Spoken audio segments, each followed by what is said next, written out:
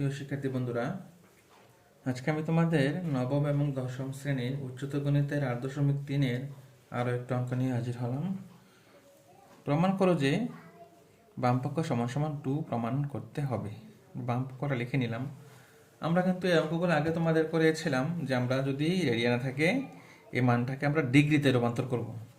দেখো আমরা দেখি ডিগ্রিতে রূপান্তর করা যায় কিনা। পায়ের মান 180 ডিভাইডেড বাই 7, যেহেতু দশমিকে চলে আসে, অর্থাৎ আমরা 180কে 7 দিয়ে ভাগ করলে পূর্ণ সংখ্যা আসে না, দশমিকে চলে আসে। আমরা দশমিকে কোনো মান নিয়ে করব না। যদি পূর্ণ সংখ্যায় ডিগ্রিটা আসে তাহলে কিন্তু আমরা ডিগ্রিতে রূপান্তর করব, এছাড়া আমরা ডিগ্রিতে রূপান্তর করব না। রেডিয়ানে রেখে কি অঙ্কটা আমরা সমাধান করব। দেখো, যেহেতু এখানে π/7 আছে, প্রত্যেকটা কোণকে আমরা π/7 বানাবো। দেখো,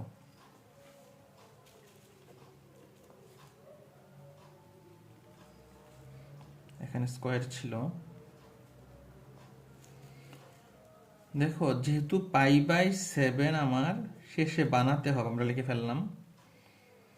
এখন এখানে কত দিলে আমার এখানে সাইন স্কোয়ার 5π হবে।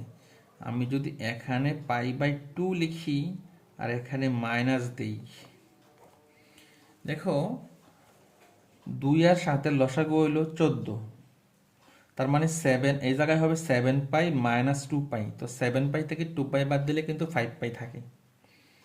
ঠিক আছে, অর্থাৎ এখানে 7π/7 হওয়ার কারণে প্রত্যেকটা কোণের শেষে কিন্তু আমরা π/7 করে ফেলবো।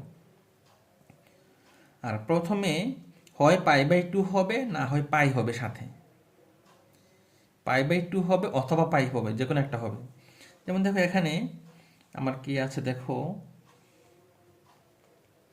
সাইন।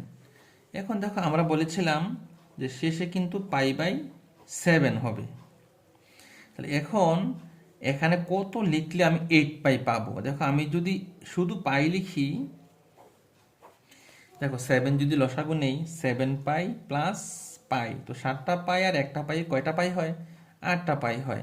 এই জন্য আমরা বলেছিলাম, দেখো প্রথমে হয় π/2 অথবা পাই হবে। কারণ মাইনাস দিলে কি আমার মিলবে, না প্লাস দিলে মিলবে, সেটা আমরা অঙ্ক দেখে বুঝতে পারবো।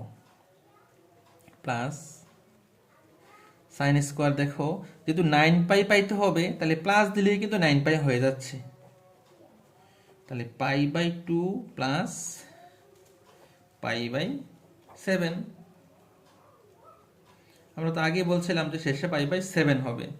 তো 7 আর 2 যোগ করলে কিন্তু 9π হয়ে যায়।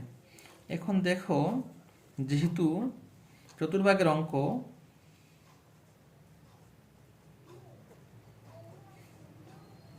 π/2 তার মানে 90 ডিগ্রি।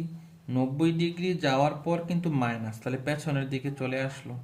তার মানে প্রথম চতুর্ভাগে, প্রথম চতুর্ভাগে কিন্তু আমার অল পজিটিভ। আর যেহেতু π/2 তার মানে 90 কিন্তু একটা এখানে, তো একটা হইলে কিন্তু এটা বিজোড় সংখ্যা 1, তাহলে সাইন কিন্তু এখানে হয়ে যাবে কি কস।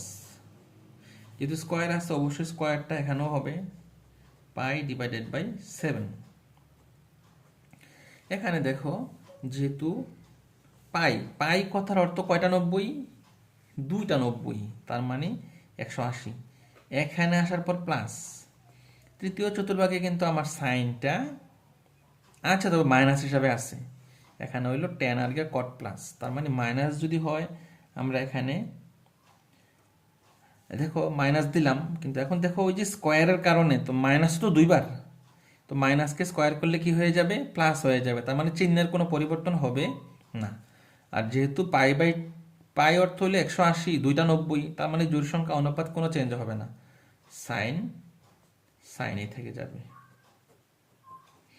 এখানে দেখো, তার মানে এই যে π/2 প্লাস π/7, তার মানে একটা 90 অতিক্রম করার পরে প্লাস চিহ্ন, দ্বিতীয় চতুর্ভাগে আমার সাইন কিন্তু আছে। আর π/2 মানে 90 একটা এখানে, পাই মানে 180 বসাই 2 দিয়ে ভাগ করলে 90 পাওয়া যায়, তো 90 তো একটাই এখানে, তাহলে বিজোড়, তার কারণে সাইনটা হয়ে যাবে কি কস হয়ে যাবে, cos স্কোয়ার π/7। দেখো আমার সাইন স্কোয়ার π/7 কিন্তু দুইবার আছে। দেখো সাইন স্কোয়ার পাই বাই 7। দেখো কস স্কোয়ার পাই বাই 7 কিন্তু দুইবার, কস স্কোয়ার পাই বাই 7। দেখো আমরা যদি 2 কমন নেই, sine square pi by 7 plus cos square pi by 7। দেখো আমরা যদি এটাকে থিটা ধরি, এটাকেও theta, sine square theta plus cos square থিটার মান তো 1, আমরা জানি সূত্র, তার মানে 2 কে 2, তার মানে এটা RHS। তাহলে আমরা প্রমাণ হয়ে গেল। আমাদের প্রমাণ করতে বলছিল 2 দেখাতে হবে, আমরা 2 দেখে ফেললাম।